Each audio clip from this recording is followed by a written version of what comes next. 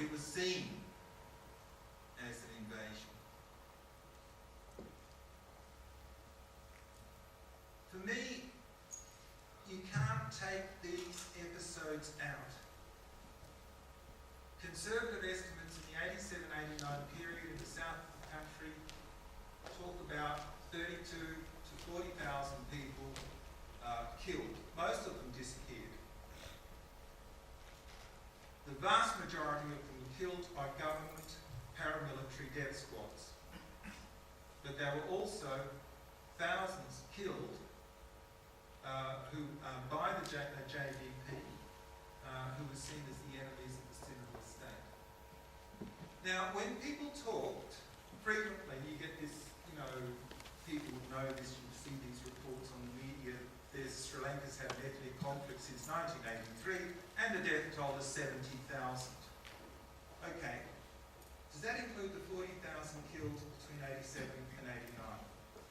No, it doesn't. It doesn't get mentioned. The events of 1971, the consequences of the 1971 insurgency, such as the preferential entry to universities, which so alienated members of the Tamil youth population, isn't factored into the story. It is why so many people talk about its complexity. But I really want to stress that that complexity must be grasped. And through that, people recognise that we are not simply talking about a conflict between Sinhalese and Tamil. We're talking about a conflict that is the nature of civil war. And I want to stress that because a lot of people think the war's over. It seems to me that the conditions of civil war in Sri Lanka are still radically there. In recent Southern Province provincial council elections, there was the same old violence. Was Vasanta Vikramatunga assassinated in the streets of Colombo because he was talking about the Sinhalese-Tamil conflict? What about all of those journalists from Rupavahini who were systematically attacked by the supporters of the politician Mervyn Silva, including one woman who was slashed with a razor blade on a bus? Why? Because they assaulted Mervyn Silva. Why did they assault the MP Mervyn Silva? Because he broke into the TV station because they hadn't shown his bridge opening speech where he was getting stuck into one of the president's enemies. Is this about the Sinhala-Tamil conflict? No, it isn't.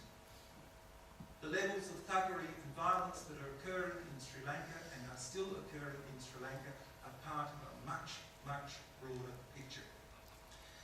And I don't think that the media is properly representing it. Now, just as a note on that, in my research last year in Kataragama, I stumbled upon, and here I'm showing to those of you who are older, I stumbled upon a story that I didn't know. And it's the story of a young woman by the name of Premawati Manamperi. And I'd just like to see here, does anyone know the story of Premawati Manamperi? Great, thank you. Premawati Manamperi was a 20-year-old beauty queen. She won the New Year Beauty pageant in Kataragama in 1970. In 1971, in the midst of the JVP insurgency, when the Ceylon army occupied the town of Kataragama, a roundup of young women occurred. This included Premawati Manamperi. Premawati Manamperi was then interrogated, assaulted, abused, most likely raped, and then forced to walk down the street of Kataragama, stark naked with her hands in the air, saying at the top of her voice that she had heard the 5 lectures. These were the 5 indoctrination lectures that made a person a member of the JVP. At that point, she was shot with a submachine gun. She didn't die. and the military officers who committed the act then said that she should be buried. They made a labourer dig a hole to bury her. He kept reporting back that she was still alive, and then later that afternoon a soldier was sent with his rifle who put a bullet through her head. Now the striking thing about the story of Pramawati Manamperi is that those two officers were subsequently tried and found guilty and imprisoned. Their appeal was that they were following orders. That was squashed, and I think we can understand why. Now, I end with the story of Pramawati Manamperi.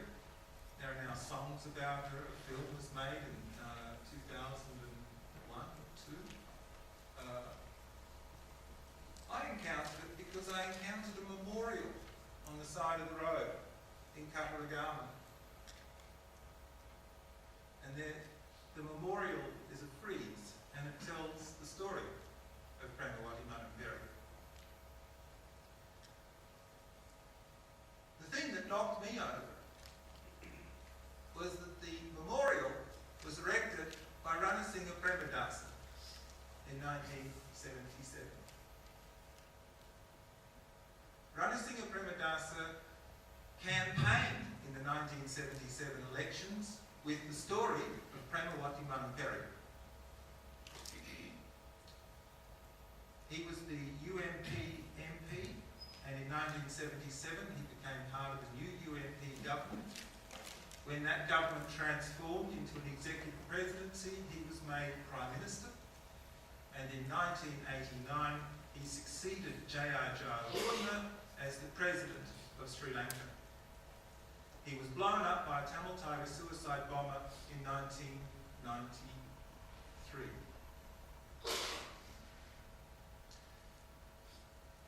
Had he not been blown up, people would have been pointing the finger even more strongly for his involvement in the death of Lalit Atalapurli. And again, many of you will know these stories, the MP Lalit Atalapurli. Now, the thing that blew me away is that so much of the blood of the JVP insurgency 87-89 is on the hands of Ranasinghe Premadasa. In 1977, he campaigned against this brutal act against Manamperi. In 1991, opposition MP Mahinda Rajapaksa and his then colleague Anura Bandaranaike staged a march to Kataragama protesting against the human rights violations of the Premadasa government. Mahinda Rajapaksa is now, as we know, the President of Sri Lanka. Thank you very much.